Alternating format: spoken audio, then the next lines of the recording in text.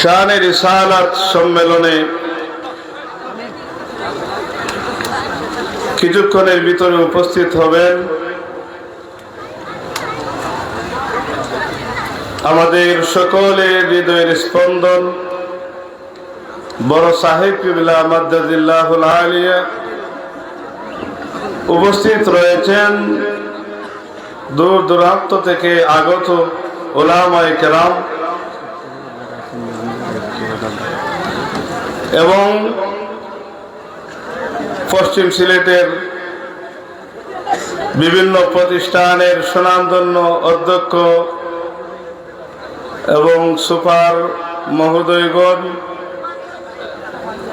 সহকারী অধ্যাপক সহ প্রভাষক বৃন্দ, উপস্থিত অত্র এলাকার সর্বস্তরের উলামায়ে কেরাম, সকলেই মহান প্রভুর দরবারে লক্ষ কোটি শুকরিয়া আদায় করব, যিনি আমাদেরকে আউলিয়ায়ে কেরামদের প্রিয় আমরা দাবি করি সঙ্গী হিসাবে আল্লাহ কবুল করেছেন। সকলে বলি আলহামদুলিল্লাহ। আমরা শানে রিসালাত সম্মেলনে এসেছি বড় সাহেব কিবলার শুভাগমনে। যে যে উদ্দেশ্যে এখানে শুভাগমন করেছেন, উপস্থিত হয়েছেন, সকলের উদ্দেশ্যকে আল্লাহ কবুল করুন। সকলে বলি আল্লাহুম্মা আমিন। আমাদের মাগরিবের নামাজের পরে যিনি সুন্দর আলোচনা করেছেন শানে রিসালাতে, আমাদেরকে দোয়া করবেন, নসিহত পেশ করবেন আমাদের বড় সাহেব কিবলা। তার পূর্বে আনুষ্ঠানিক সৌন্দর্যতা রক্ষা করার জন্য কিছুক্ষণ আমাকে সুযোগ দেওয়া হয়েছে। এজন্য আমি ব্যক্তিগতভাবে মহান আল্লাহর দরবারে শুকরিয়া আদায় করে বলি আলহামদুলিল্লাহ। উপস্থিতি কোরআনুল আযীমে সূরাতুল ফাতিহা হচ্ছে উম্মুল কোরআন, সূরাতুশ শিফা। পবিত্র কোরআনুল আযীম উম্মুল কোরআন, এই সূরাতুল ফাতিহাকে বলা হয়েছে। এই কোরআনুল আযীমের সূরাতুল ফাতিহার ব্যাখ্যা হলো বাকি সমস্ত অংশ। সুবহানাল্লাহ। এখানে আপনি মুনাজাত চাইলে মুনাজাত আছে, শিফা চাইলে শিফা আছে, হাদিস শরীফে আসছে।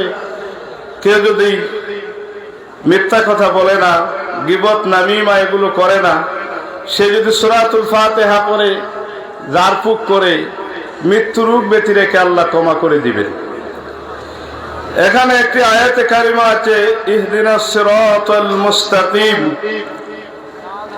আমরা আল্লাহর কাছে প্রার্থনা করি প্রতিনিয়ত যারা মুসলমান কমপক্ষে 5 বার।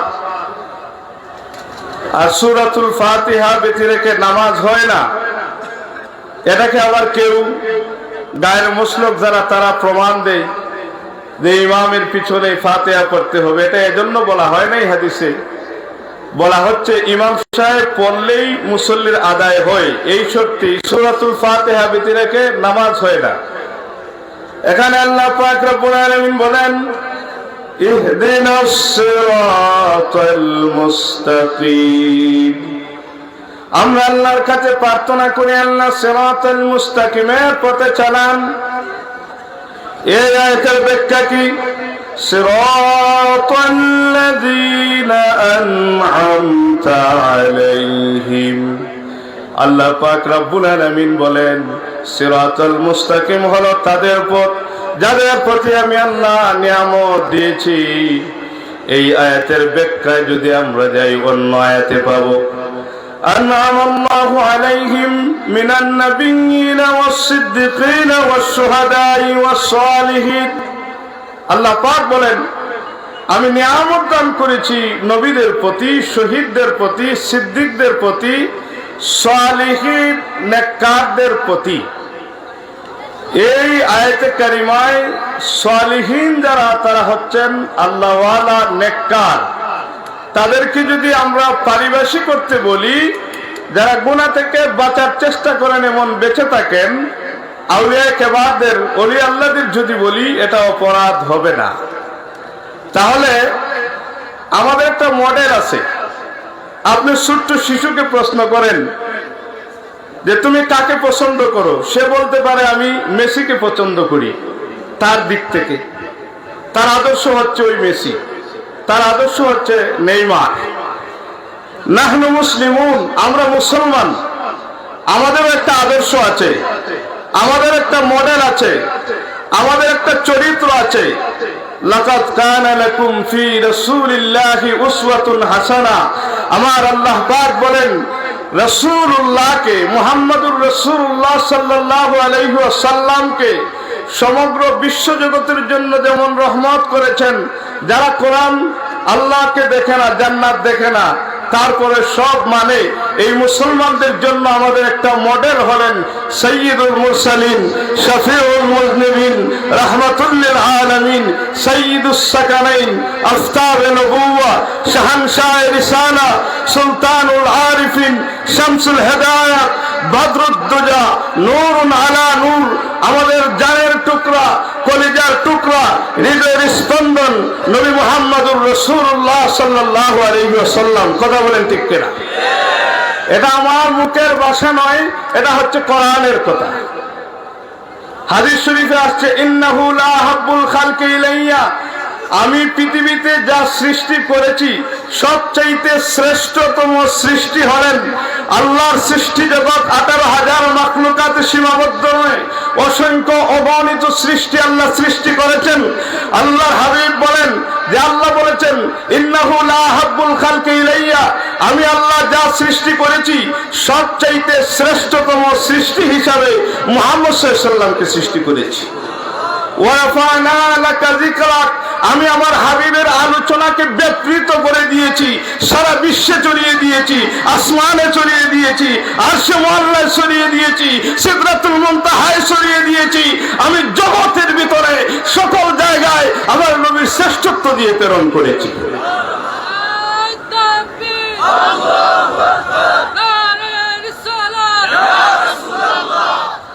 আমরা শুধু তাই নয়, আমি শানের রিসালাতে চেষ্টা করছি না, আমি আউলিয়া কেরামদের শানে বলবো। এর আগে আমরা যে যাদের অনুসরণ করি তাদের কথা বলতে দেয়া বলছি, রিসালাতে হয়ে যাচ্ছে। ইমাম হাকিম উনি অসংখ্য কিতাব লিখেছেন, উনি একটা কিতাবে হাদিসটি আনেন, রাওয়াল হাকিম আন ইবনে আব্বাস রাদিয়াল্লাহু তাআলা আনহুমা আওহা আল্লাহু তাআলা ইলা ঈসা আলাইহিস সালাতু ওয়াস সালাম বিমুহাম্মাদিন ওয়া আমর উম্মাতাকা আইয়ুমিনু বি ফালাউলা মুহাম্মাদুন মা খালাকতুকা ওয়ালাল জান্নাতা ওয়ালান নার লাকাদ খালাকতুল আরশা আলাল মাই ফাত্তারাবা ফাকাতাবতু আলাইহি লা ইলাহা ইল্লাল্লাহু মুহাম্মাদুর রাসূলুল্লাহ সাল্লাল্লাহু আলাইহি ওয়াসাল্লাম ফাসাকানা।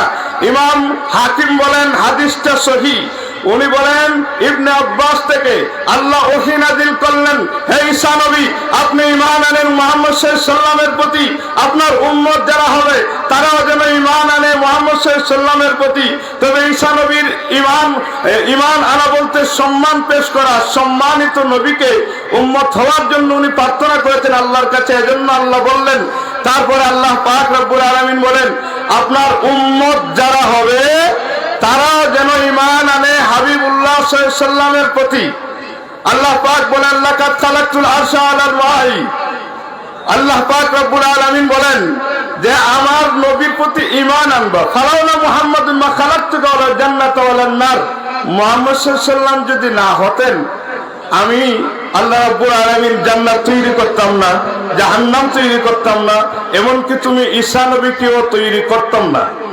লাকাদ খালাকতুল আরশা আলাল মাই ফাত্তারাবা, আমি যখন আরশে মুআল্লা তৈরি করলাম, আরশে মুআল্লা যখন কম্পিত হলো, ফাকাতাবতু আলাইহি লা ইলাহা ইল্লাল্লাহু মুহাম্মাদুর রাসূলুল্লাহ সাল্লাল্লাহু আলাইহি ওয়াসাল্লাম, আমি আল্লাহর পাশে মুহাম্মদের নাম যখন লিখে দিলাম, ফাসাকানা, সাথে সাথে আরশে মুআল্লার কম্পন বন্ধ হয়ে গেছে। রাসূল পাক সাল্লাল্লাহু আলাইহি ওয়াসাল্লামের রিসালাত জমিনে নয়, রাসূল পাক সাল্লাল্লাহু আলাইহি ওয়াসাল্লামের রিসালাত আল্লাহর আসমানে আছে, আরশে মুআল্লায় আছে, সমগ্র সৃষ্টির ভিতরে আছে। আল্লাহ পাক বললেন নবীদের পথ, শহীদদের পথ, যারা সিদ্দিক তাদের পথ, আরেকটা শ্রেণী হলেন আউলিয়া কেরামদের পথ। আমরা ওলি আল্লাহদের ভালোবাসি, আমাদের আকীদা হলো আল্লাহর ওলিরা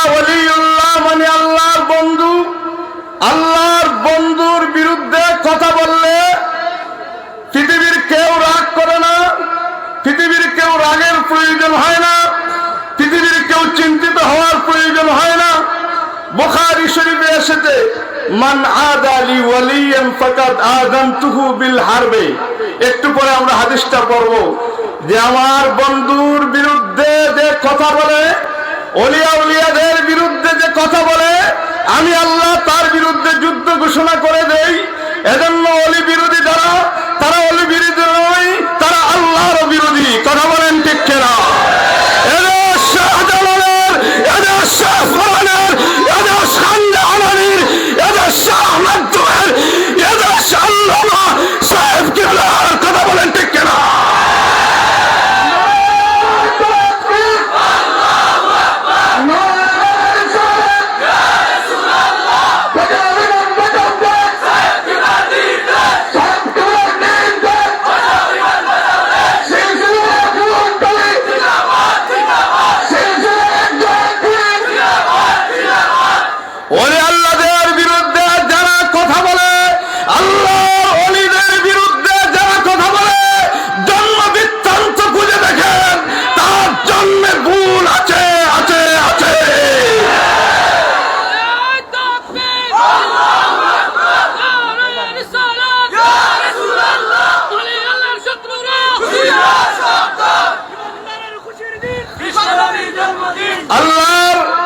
আল্লাহ পাক বললেন যারা ওয়ালিউল্লাহ, যারা আল্লাহর বন্ধু হয়ে যায়, আমরা জানি আল্লাহর বন্ধু হওয়ার জন্য ইলমে শরীয়তের প্রয়োজন আছে না নাই? ইলমে মারিফতের প্রয়োজন আছে না নাই? শুধু শরীয়তকে প্রচার করে মারিফতকে গোপন রাখে, ওলি বলতে কিছু নাই দাবি করে, তারমের মুরুগের মতো বাইরাল হয়। আমাদের বিশ্বাস এই খেলাফি আকীদার যারা শুকনো খেলের মতো জ্বলেছে, শুকনুকের জ্বলে তাড়াতাড়ি, আর কাটাকের আগুনও ধরে না, নিবেও না, তারা হচ্ছে শুকনো খেলের মতো। আউলিয়া কেরাম আগেও ছিলেন, এখনো আছেন, কিয়ামত পর্যন্ত জমিনে থাকবেন, আমাদের বিশ্বাস। কথা বলেন ঠিক কিনা?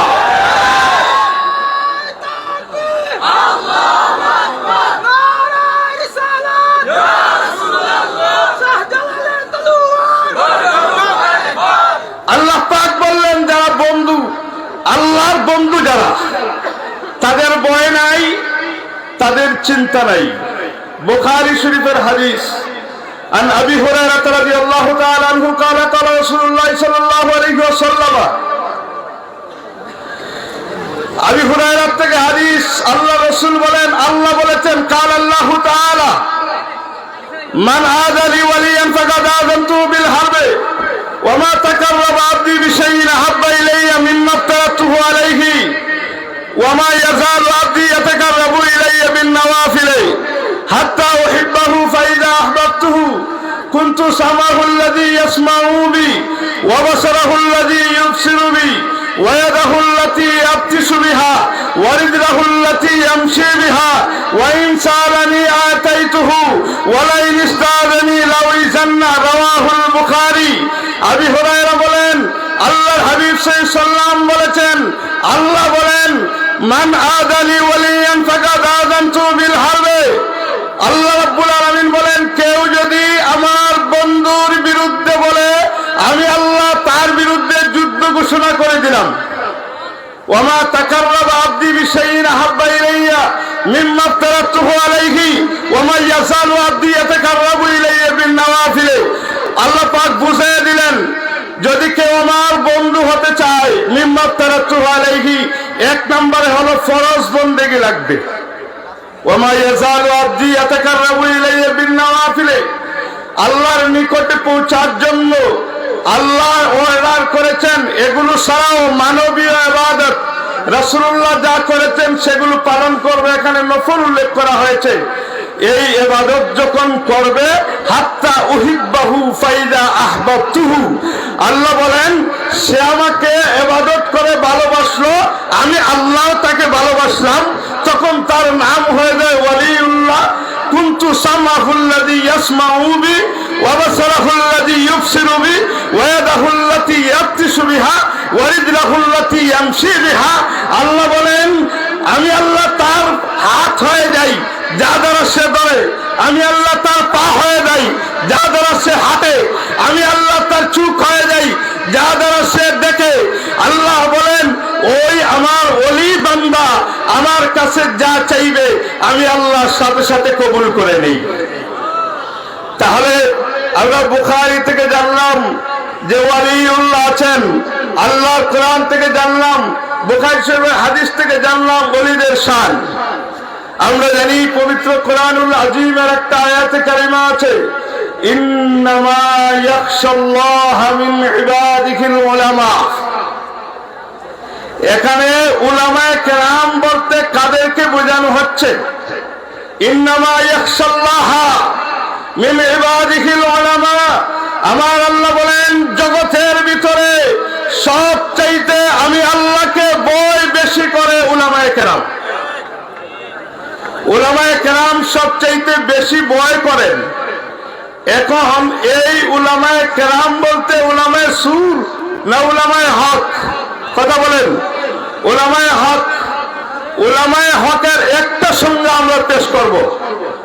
قال الإمام مالك رحمه الله تعالى من تفقه ولم يتصوف فقد تفسق ومن تصوف ولم يتفقه فقد تزندق ومن جمع بينهما فقد تحقق। যে ব্যক্তি ইলমে শরীয়ত মানে ইলমে মারিফতকে মানে না ওই ব্যক্তির নাম ফাসিক, ইসমু ফাসিক, তার নাম হলো কি? ফাসিক। যে ব্যক্তি ইলমে মারিফত মানে ইলমে মারিফত কি?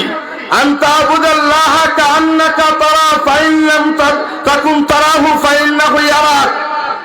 তুমি এমন ভাবে ইবাদত করো যাতে করে আল্লাহকে দেখছো, সিজদা করো আল্লাহকে দেখছো, দান করো আল্লাহকে দেখছো।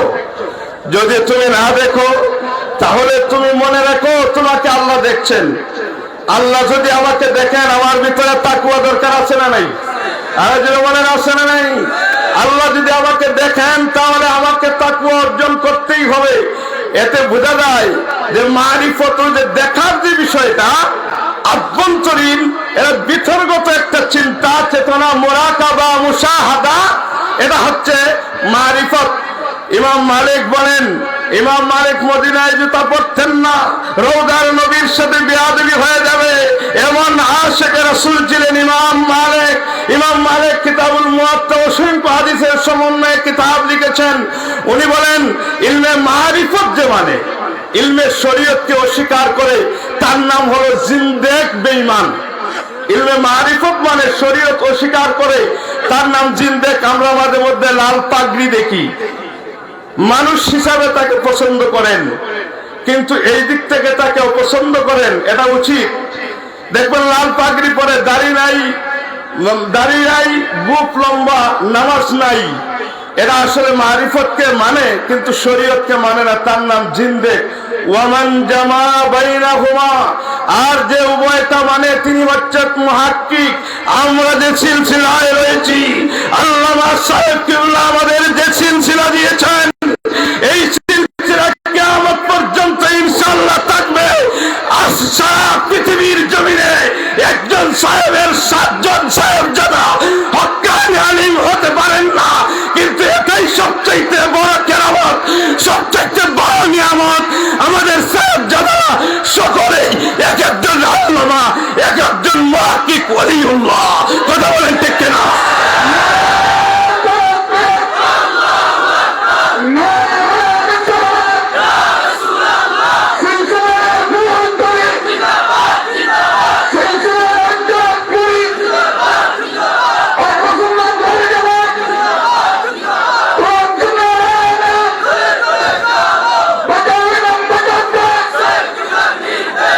বাংলার জমিনে বিভিন্ন দরবার, অল্প বয়সে অনেকে আমার উস্তাদ এখানে আছেন। সামনে আমার অধ্যক্ষ মহোদয় আছেন, পালপুজার আলী আলিম মাদ্রাসার অধ্যক্ষ মহোদয়, ছোট্ট থেকে হুজুর আমার উস্তাদ, যদিও ওনার প্রভাষক। এরপরে আমি এখনো ওনার পায়ের কাছে সবসময় সম্মান করে যাব, বাবার বয়সী।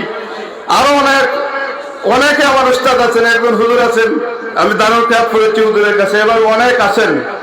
আমি দেশের বিভিন্ন প্রান্তে আপনাদের দোয়ার বরকতে এই বছরে বিভিন্ন জেলায় মাহফিল করেছি, দরবার দেখেছি, ওই পীর সাহেবের সন্তানদের ইতিহাস দেখেছি।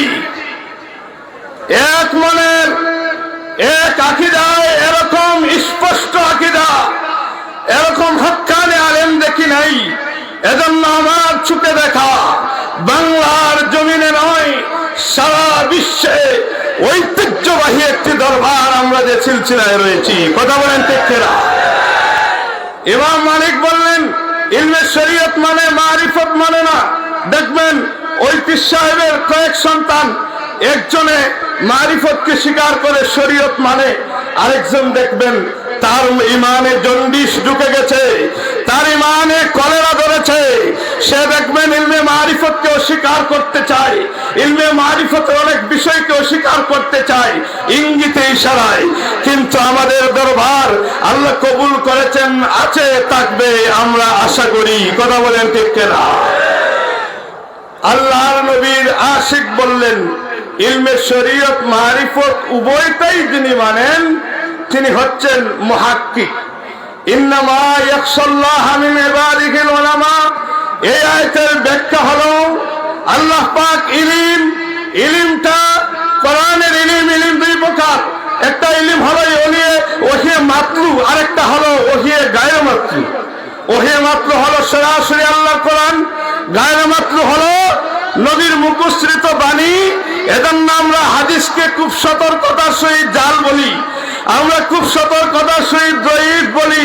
কিন্তু এক শ্রেণী মানুষ আছে সেই হাদিস বলে আমাদেরকে নবীর হাদিস থেকে দূরে নিতে চায়। আজকে মুসলিম বাংলা একটা সপ্তাহ দেখবেন, একটা অ্যাপ দেখবেন,